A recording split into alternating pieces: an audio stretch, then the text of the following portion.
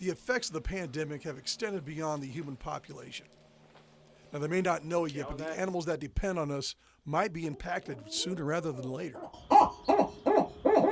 especially if you're a resident at the Illinois Raptor Center. So we're a group that relies on three major funding sources: donations, program fees, and grants or sponsorships. Half of that funding comes from program fees. And what I mean by that is that we have a staff of education birds that we travel the state of Illinois with, even other states.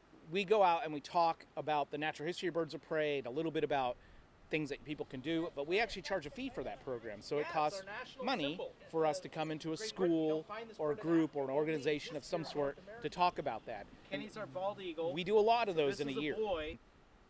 And we lost all that through this pandemic. Which is kind of alarming when you consider how many beaks you have to feed. There's roughly around 36, 37 program birds on staff here. These are birds that are permanent residents, either non-releasable or captive bred birds that we kept for doing programs.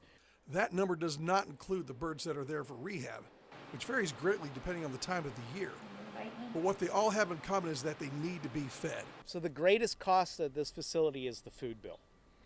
It is the greatest cost at any wildlife facility. So it's roughly $30,000 or $40,000 a year.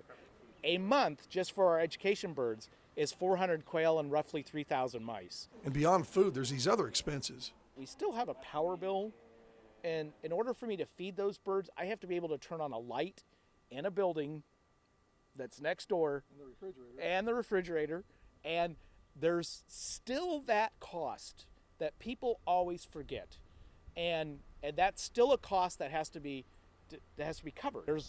There is a bit of medical expense. We do buy our own medical supplies for our own medical stuff. Cleaners. Now we have to have tons of gloves on hand, and now we have to have masks for volunteers on hand. There's a reason for everything we do, and all of it costs money. Now, with all of these expenses piling up, the Raptor Center has been forced to look to other sources of revenue. So there's some loans out there to pay for salaries and stuff like that. It is extremely obvious that they set some money aside and said, okay, this is money that can go for small businesses, but the infrastructure wasn't in place. It is really obvious when you're going to these websites that they're crashing or they're not processing your information quickly because they just weren't ready for it. And some of these banks don't even have the money yet. Now, there's some plans that are in the works, but it's going to take some time to implement them.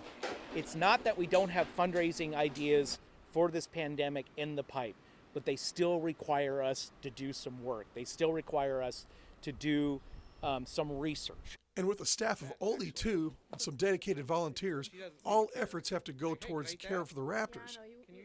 At times, a luxury the center simply does not have. So the Raptor Center is relying on donations to see them through this pandemic and massive loss of funding. One of the things that we also do on our social media is something called $2 Tuesday. So it's a really simple concept. It's a concept that's been around forever.